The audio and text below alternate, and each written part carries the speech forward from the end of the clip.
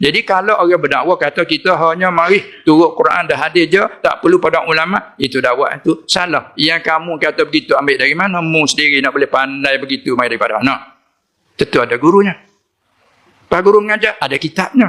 Apa tu kitab? Tengok kita dari marajat kita penuh. Dalam maktabah tu kitab saja. Data kita tak perlu ulama. Macam mana tu kitab? Kitab siapa tu? Ini jadi berlawan dalam dakwaan. Oleh ia demikian, supaya kita tidak meragu-ragukan, kita jangan tinggal. Kalau kita dakwah kata, mai kita ikut hanya Quran hadis. Hanya bunyi dah. Hanya. Tidak jalan dah tu. Itu yang panggil dakwah. Itu jadi tanakut berlawan sendiri dengan hadis dan Quran tu. Kerana Quran memuji ulama. Dan Quran mana apa dia memerintah kepada kita yang tak pandai, suruh soal, suruh tanya. Tengah sana bertanya soalan. Nah, pasal kita kurang faham, nak pada soalan. Kurang jelas, nak pada menjelas. Nah, apa maksud hadis ini? Hadis siapa dia? Perkataan Nabi. Apa tanya orang lain? Tu makna kata inilah. Sebab ada mereka ini bagaikan lampu boleh menerangkan. Turun, menurun. Sampai ke zaman kita ini. Sebab tu kita dapat keterangan ibarat gabak kereta api tadi. Dan sebab apa agama dulu walaupun ada kitab. Seperti Yahudi. Ada kitab Taurat. Dan Nasara ada kitab Taurat. Tapi ulama mereka itu satunya tak ada sanad. Lagi pula ulama tidak amanah. Mereka sendiri mengkhianati kitab. Allah Ta'ala duk bandingkan macam-macam ka'annahum la ya'lamun. Mereka alim, seolah-olah mereka tu tak pandai. Tengok macam-macam Allah Ta'ala duk mengkejikan ulama al-Yahud, ulama Nasara, pucuk daripada situ menyebab orang awam tak boleh kenal. Sebab dia tukar. Nabi akhir zaman akan bangkit, tapi rupanya warna kulit dia tu hitam manis. Maka nanti nak tengok. Apabila sampai kepada masa Nabi Muhammad dibangkitkan sallallahu alaihi wasallam, bila dia dakwah diri aku Nabi, dia tengok dia kata bukan. Tak ada kena ulama ajak suruh kata bukan, tak lah. Dia tengok dia kata bukan. Sebab dia mengaji dalam kitab dia, ulama dia dah ajar kata Nabi akhir zaman ni warna kulitnya hitam manis, yang ni putih ni bukan. Supaya kita nak kenal seorang kata imam di situ, orang cerita, tu imam macam mana rupa? Imam tubuhnya tinggi-tinggi. Tubuhnya tinggi, warnanya hitam manis. Rambut betul. Tak ada janggut. Kita pun ingat sifat tu. Cari sini. Kampung ni. Mana Tok Imam? Ni Tok Imam. Tubik mari. Macam mana Tok Imam? Tubuhnya sederhana. Yang orang cerita tubuh tinggi Tok Imam sini. Ya, kan ni Tok Imam. Saya Tok Imam. Dia jadi kita. Dia ingat orang cerita tadi. Apa dia mau tukar dah. Adalah dia mau deki ke Tok Imam tu. Tak saya kenal kok. Dia tukar sifat. Kita tak kenal. Begitulah ulama mereka tukar sifat Nabi akhir zaman warna hitam manis. Yang betulnya putih merah bukan? Rambut dia tu ekal. Rambut dia tu al-ja'd. Al-ja'd sya'ar. Rambut dia ekal. Orang petani kata rambut pelak. Bukan rambut tu. Bukan rambut kotot. Geriting petani panggil. Bukan. Rambut dia pelak. Tapi bila ditukar kata rambut betul, tengok. Ni satunya warna. Bukan. Dari segi rambut pula pun. Rambut pelak bukan. Ini cara buat sahabat sikit je. Orang belakang tak kenal. Tu rusak agama ni. Walaupun dia dakwah dia turut Taurat. Walaupun dia dakwah Musa Rasulullah. Sebab daripada dia lah kupur sedikit, dia turun menurun, orang di bawah ikut dia tu semua jadi sesat.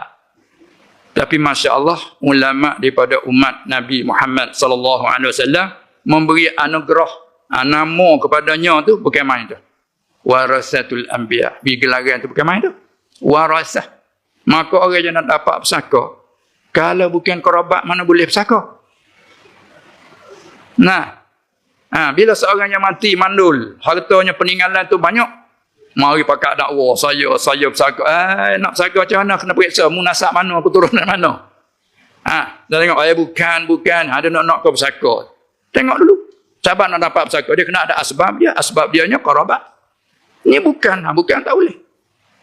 Atau pun ia dah kerabat dah, tapi ada manik ikhtilafuddin. Ayahnya muslim, jatuh ke anaknya murtad, na'udzubillah. Tak boleh. Walaupun kerabat dia, daging darah dia, tapi ikhtilafuddin, ada manik. Ataupun buat sahabat, bunuh. Dia pakai manik.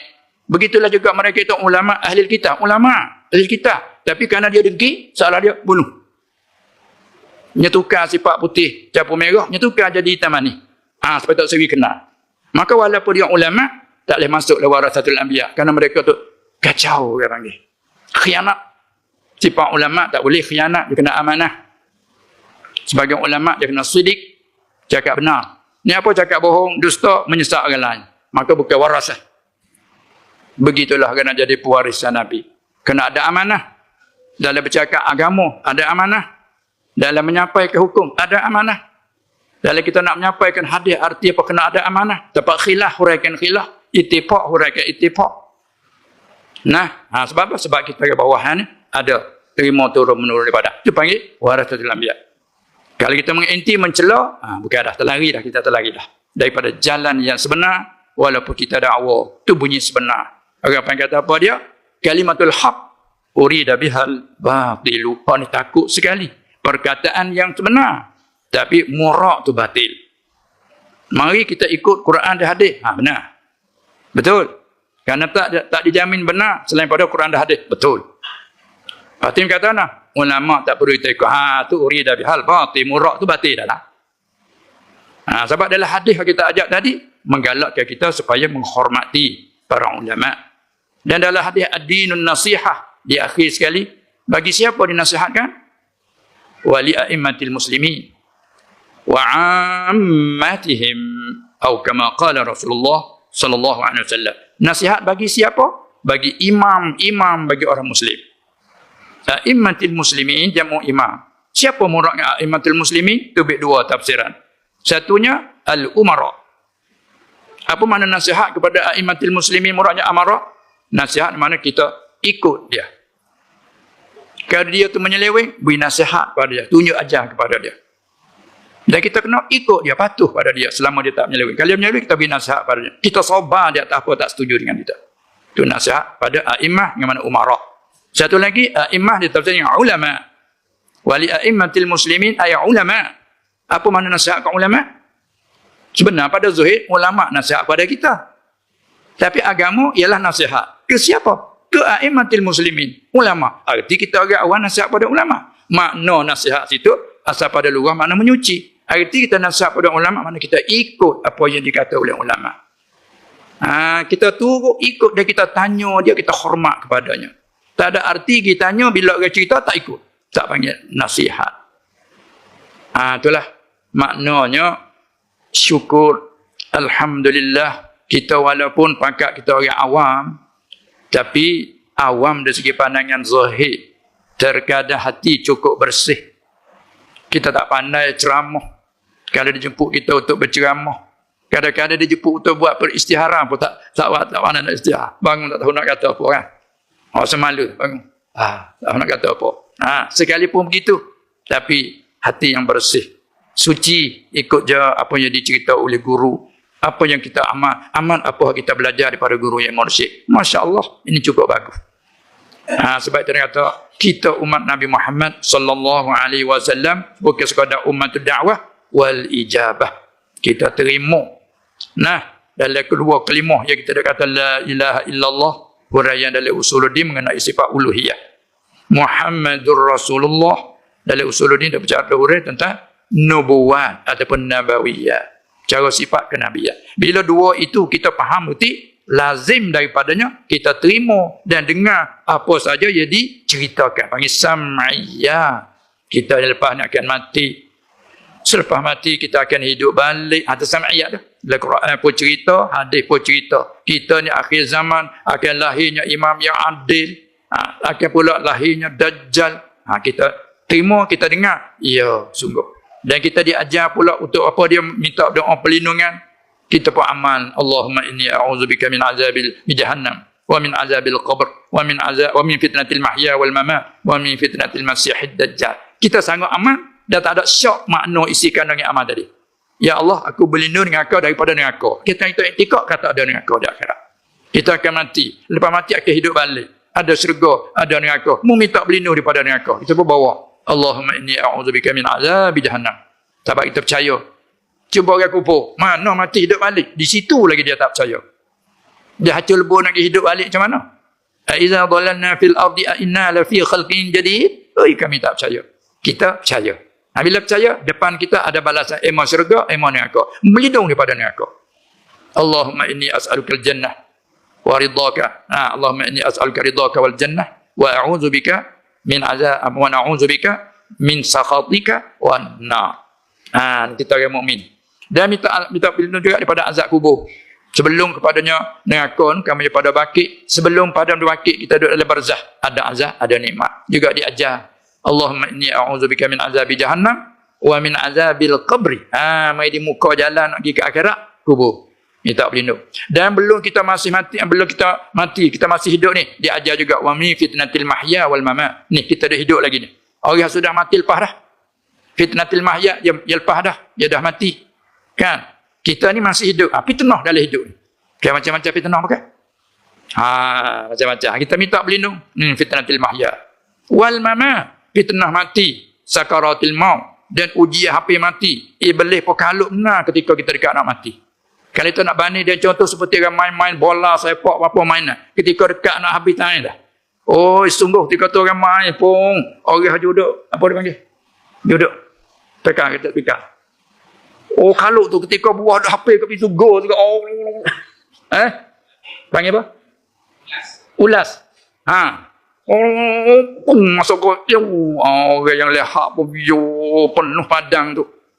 Ni dekat kita nak mati ni, Allah Iblis pun kaluk. Sebab dia panggil ini saat terakhir husnul khatimah ataupun su'il khatimah. Ketika itulah. Nasib baik tak baik di situlah. Walaupun orang penuh dengan amal, tempat takut situ. Orang main bijak panas semua kata. Dua-dua pihak tu. Pertandingan bola. Malaysia dengan Thailand. Yang kita orang juga apa panggil? Sini panggil apa juga penyokong tu. Bawa benda rodoh tu. Penyokong lah. Panggil penyokong lah. Pertandingan penyokong cia. Sengaja main kongcia penyokong. Lebih-lebih lagi kalau orang kufur bawa puan pula. Kalau benang tubuh saya akan serah. Tu kok. Penuh pada padang tu. Apalagi masa ada setengah, dia ada 2 minit nak habis masa. Situ gak kalau sama kosong tu nak 1-0. Ni baratnya gitu. Kalau sama 1 nak 2-1. Maksudnya nak pada menang. Maka iblis dia tak ada hirau walaupun amal banyak sebelum ni, sama-sama pandai tu dia main tu. Tapi tepat nak tahunya bila masuk go, yang ni menang, yang tu kalah. Situ tepat kira. Kalau ada bung masuk gol ni, ni ambil balik. Sama 1. Ni bung 2-1. Ni pun ambil balik 2-2. Akhir seri boleh kira lagi. Ini nak banding bila nampak kata kalau kita nampak dengan pandangan zahir. Tapi kita tak nampak. Kita duk menunggu orang sakit pun tak nampak. Kata iblis duk ganggu. Kita tak nampak kan? Tapi walaupun tak nampak, kita diajar, diberitahu oleh Nabi SAW kata ketika nak mati ni iblis sangat-sangat kalut supaya nak buangkan iman. Hati barat tu. Sungguhnya apabila cabut nyawa dengan keadaan iman, itulah masuk go iman kita tu. Menang. Husnul khatimah. Walaupun ada deraka, walaupun ada dosa besar. Mukmin yang asi, mati belum bertaubat sekalipun katakan, dia panggil ada peluang keemasan untuk diampun oleh Allah. Kalau tidak pun dengan amalan orang hidup, duk minta ampun Rabbana ighfir lana wa li ikhwanina alladhina sabaquna bil iman. Kemana itu? Pada seramai-ramai duk doa hari-hari berapa waktu lepas solat kan? Wa li jami'il muslimina wal muslimat. Bukan minta ampun ke kita saja. Kita para jemaah yang hadir dan semua muslimin muslimat, mukminin mukminat ya al ahya'i minhum yang masih hidup wal amwat yang sudah mati. Ni doa. Sebab tu dalam hadis sebut terkadang orang mati dosa macam gunung. Kinayah daripada besar. Sini kata besar. Kinayah daripada sangat besar. Banyak hingga tempat suntuk ke langit dosa pada pandangan zahir. Sekalipun begitu, tapi akhir diampun oleh Allah. Siapa terkejut? Tuhan punya sendiri. Ada riwayat pada Allah dan sam'iyat panggil ni. Mai tunjuk. Apa buku catatan. Tunjuk. Kita Tuhan punya dia tengok. Tengok hak kebajikan. Senyum. Seronok. Manis. Air muka. Ditunjuk satu lagi. Pak. Keruk. Masam. Muka. Masam. Wa wujuhun yawma izin. Apa dia? Wa wujuhun yawma izin. Apa dia? Wujuhun yawma izin mustabsirah. Apa? Wujuhun yawma izin. Tak mari. Musfirah. Wujuhun yawma izin musfirah. Muka yang putih berseri. Dhahikatum mustabsirah. Suka seronok. Selagi wa wujuhun yawma izin. Apa dia? Tak. Wujuh di akhir surah Abasa wa tawalla. Wujuhun yawma izin musfirah. Dhahikatum mustabsirah. Wa wujuhun yawma izin. Basirah. Tu, muka yang masam berkeruk. Tu Tuhan sebut. Tu orang panggil sam'iyat. Hak cerita oleh Quran, kita beriman dengan Allah. Nah, Quran kalam Allah. Dalam itu dia cerita hak akhirat. Muka bakit main dengan muka manis, ada bakit dengan muka masam, ada warna putih. Yauma yabyad, yauma tabyaddu wujuhum wa taswaddu wujuh. Ada bakit dengan muka hitam. Apa itu? Itu semua tu kita masalah sam'iyat. Tu dalam usuluddin duk bercara. Kadang-kadang ada juga orang dakwa, kita tak perlu belajar usuluddin. Ini mengeliru semuanya. Apabila tak perlu usuluddin, pegang macam mana? Mati hidup tak balik. Tu dia. Kan mati hidup, tak mati. Semua tu apa yang usul ni bercara.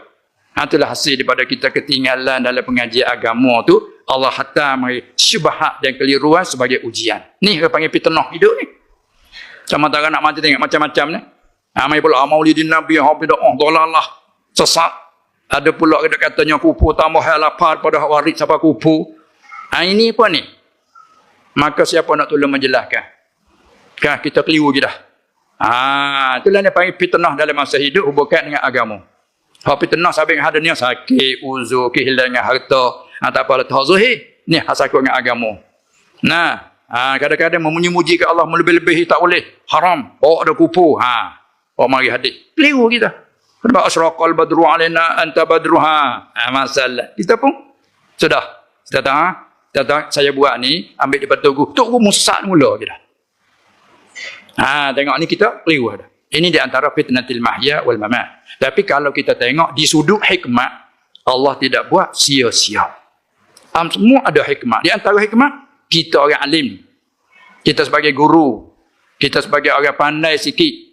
Orang barisan depan kira-kira. Jadi, apabila berlaku begitu, berhajatlah kita orang alim tolong beri pencerahan dan penerangan kepada orang awam. Ini satu kerja besar. Tanggungjawab. Bahkan kalau kita kadang-kadang kita tak sempat nak tengok kita, nak mutalaah kita, sibuk dengan kerja lain. Sedangkan kita ni, yang layak di sini, tapi sibuk dengan kerja lain. Bila timbul masalah, kita sendiri pun menghidup kita balik semula. Aku tak pernah buka tengok kita hari ni nak buka masalah. Carilah kita pun, makna tahqiq ilmu. Tu tengok di segi hikmah. Kita tengok di sudut hikmah. Walaupun fitnah, tapi diajar supaya kita minta berlindung daripada fitnah al-mahya wal mamat.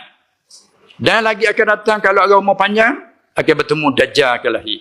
Lalu ajar doa, wa min fitnatil masih Dajjal. Kan? Dan pula diajar pula, jaga kalau kita ni umur panjang bertemu dengan Dajjal. Semoga-moga kita selamat daripada dakwah dia, seruan dia. Kita ingat suratul Kahfi. Paling kurangnya 10 ayat. Nah, itu di antara Rasulullah SAW tunjuk ajar segala-gala masa dia hidup dulu, walaupun masa jadi Rasul Nabi 23 tahun je, tapi Allah Ta'ala ambil balik dengan cukup lengkap. 23 tahun pun cukup lengkap. Sebab tu dia kata, al-yawma akmaltu lakum dinakum wa atmamtu alaikum. Dengan bila sahabat dengar ayat tu setengah pada setengah menangis. Walaupun tak ada cerita, kata aku nak mati, aku nak wafat, tak ada cerita secara nas, tapi faham dah. Setengah sahabat faham. Sebab apa? Allah Ta'ala kata pada hari ini, hari wukuf di Arafah, hari Jumaat 9 Zulhijjah. Hari Arafah membetuli hari Jumaat, berhipung 2 hari besar. Nah, dalam tahunan hari Arafah 9 Zulhijjah. Kebetulan hari Jumaat, hari pengulu segala hari dalam mingguan kan, berhipung hari 2 hari besar. Nabi SAW pada masa dia ucapan ada tu ayat al-yawma akmaltu lakum dinakum. Apabila dibaca, berarti bahasa kita pada hari ini. Hari ini masa dia ada wukuf tu. Aku telah mensempurnakan. Akmaltu lakum bagi kamu dinakum agama kamu. Setengah sahabat suka gembira. Suka gembira manis mukanya, Allah agama kita sempurna dah, agama kita sempurna. Setengah sahabat suka. Ada. Setengah sahabat menangis. Kenapa kamu menangis? Orang suka. Kita ni, tempat kita ni nak maju. Tempat kita nak kemajuan. Kalau tak ada api elektrik, nak masuk api elektrik, tak suka kita kampung. Kita kampung sukalah. Ni boleh pakai tu, pakai ni, pakai tu. Kan nak tengok kampung ada api elektrik maju kan. Kita kampung ni gelap. Sukalah elektrik nak mari. Suka. Tapi bagi orang yang faham jauh, mengalir air mata. Tu jangan manusia lah tu. Kenapa? Orang semuanya suka. Ketawa. Kamu menangis dan meratap macam mana? Kadang-kadang tak boleh diceritakan. Takut keliru. Terkadang dicerita kepada orang yang faham. Ayat aku menangis ni apa? Aku faham daripada ayat ni, kami faham daripada ayat ini. hampir dah Rasulullah nak meninggal dunia sallallahu alaihi wasallam. Tengok dia faham dia. Tu dia mengalir mata. Kamu faham macam mana? Muka agama dah sempurna. Tidaklah lepas pada sempurna, mereka kurang. Bila kita naik sampai ke muncuk. Lagi-lagi. Taklah lah, kena patah turun atas. Kita dah. Naik bukit, naik sampai dia ke muncuk bukit. Tinggi sekali. Apabila lagi, tak ada lah tinggi. Kena patah turun lah. Satu. Apabila hikmat dihantarkan Nabi jadi Rasul. Sallallahu alaihi wasallam untuk apa? Untuk membaikikan kerusakan. Akhlaknya, perangainya, bu'istu li utammima makarimal akhlak. Kamu ni bila dah sempurna nak tarik balik lah. Contoh kalau kita jadi tukang masjid. Tukang buat jabatan dan sebagainya lah. Jambatan. Tukang buat dalam masa tipuh 3 tahun. Sekarang dah selesai. Masjid dah sudah. Siap. Tukang nak tunggu lagi kau? Nak balik lah. Duk sifat alat kakah dia, duk masuk po kotak kita tengok apa nak balik tu dah. Duk apa lagi sudah dah. Mari kerja ni je untuk dia. Sudah siap nak tunggu apa lagi kerja. Habis dah kerja nak balik lah. Tu sahabat faham. Tu menangis kata Rasulullah nak meninggal dunia dah sallallahu alaihi wasallam. Agak betul. Balik pada tu Zulhijjah, balik siapa tu? Muharram, Safar, di tengah akhir bulan Safar mulai jatuh sakit lah Rasulullah sallallahu alaihi wasallam. Manakala masuk Rabiul Awal ini juga meninggal lah dia. Arti Rabiul Awal lahir dia, Rabiul Awal juga hijrah dia dari Makkah ke Madinah. Rabiul Awal juga meninggal dia hijrah terakhir daripada dunia ke barzakh. Sallallahu alaihi wasallam. Itulah di antaranya. Perlu bulan-bulan ini diagung-agungkan supaya melahirkan kesukaan dan kesunatan seolah-olahnya lahir dia mencemerlangkan bumi. Lepas tu dengan mati dia, walaupun dia mati, dia ada peninggalan dia. Peninggalan bukan mati begitu saja. Dia mati dengan tinggal peninggalan dia. Warasah. Peninggalan tarikah. Aiman tarakahul mayyit. Dia tinggal peninggalan. Maka peninggalan kalau tak ada orang membawa, rusak peninggalan itu. Tapi ada waris dia. Ulama rahimahumullah ta'ala. Ulama sahabah, ulama tabi'in, ulama tabi'in tabi'in. Ulama turun-menurun sampai ke zaman kita. Bukan saja mengajar, tinggal pula karya-karya karangan-karangan ulama. Di segi ilmu, bagai-bagai ilmu panggil punun dia di mudawwanah. Dia ditadwin ke jadi buku, jadi kitab. Sebagaimana Quran masa dia hanya dibaca, ingat, di dada. Tapi bila meninggalnya dia, masa sahabat Abu Bakar, kumpul buat jadi mushaf. Kalau dulu, tak ada. Tulisan-tulisan beberapa saja. Tak jadi sebut buku begini. Masa Abu Bakar, jadi musuh oleh Umar, buat jadi buku. Kerana kecadangan, takut orang belakang tak ingat Quran, boleh rajak buku. Mari sampai masa Osman, disalin lagi beberapa naskah. Turun-menurun pula, jadi tafsir, jadi apa. Inilah mana kata umat Nabi Muhammad sallallahu alaihi wasallam, walaupun hidup di akhir zaman, agama cemerlang. Walaupun timbulnya mendung kelang kabut, ada yang pencerahan dan penerangnya. Bila sampai masa Allah Ta'ala nak tarik balik, nak membinasakan dunia, Allah sendiri menghilangkan Quran daripada tulisan, habis. Putih. Kalau bahasa tulis hitam, habis. Tengok-tengok, kertas saja. Habis, diangkatkan. Yang ingat, sudah pun mati. Ulama, sudah pun mati. Sebab tu adalah dia kata, Inna Allah la yakbidul ilma intiza'an yantazi'uh. Sesungguhnya Allah tidak mengambilkan ilmu secara cabut. Bukan begitu. Hanya innama yantazi'uhu biqabdil ulama. Dengan mematikan ulama. Macam tumbangnya pokok besar yang mempunyainya, dengan dahannya, sangat rendah, buahnya, semua orang duduk tupu situ. Bila tumbangnya pokok tu. Nak tumbuh besar seperti tu kah? Kalau baru tanam pun, tak sama dah. Tak itu kah? Tumbang je tu Allah, tepat dia tumbang tu bahasanya terang. Tu macam ulama. Tapi ia ada tumbuh menumbuh, patah tumbuh hilang berganti. Tapi bila akhir zaman kelak, Allah akan mematikan. Biqabdil ulama hatta, sehingga mati ulama, hatta idza lam yabqa alimun. Sehingga tidak tinggal oleh seorang alim pun. Satu riwayat, satu baca, dabit hatta lam yubqi aliman. Sehingga tidak meninggal Allah ke seorang alim pun. Ketika itu, ittakhadhan nasu, lalu manusia ambillah ru'asa'a juhalan. Ambilkan buat pemimpin-pemimpin itu yang jahil-jahil dalam medan agama. Walaupun alim medan dunia tak kira lah tu. Fasu'ilu, lalu ditanyakan. Fa'aftau bi ghairi ilmin, lalu memberi petua dengan tidak ada ilmu. Ketika itu, fadallu wa adallu. Jadi sesat mereka itu dan menyesatlah. Sesat menyesat. Maka zaman kita ni masih lagi guru-guru yang mengajar masih ada lagi ke situ sini. Orang kata patah tumbuh lagi, hilang ada berganti. Ada lagi. Tapi di sampai patah tumbuh hilang berganti pun belum habis ulama molek pun ajaran mari dah. Kita tak perlu ikut ulama dah. Dah. Tu.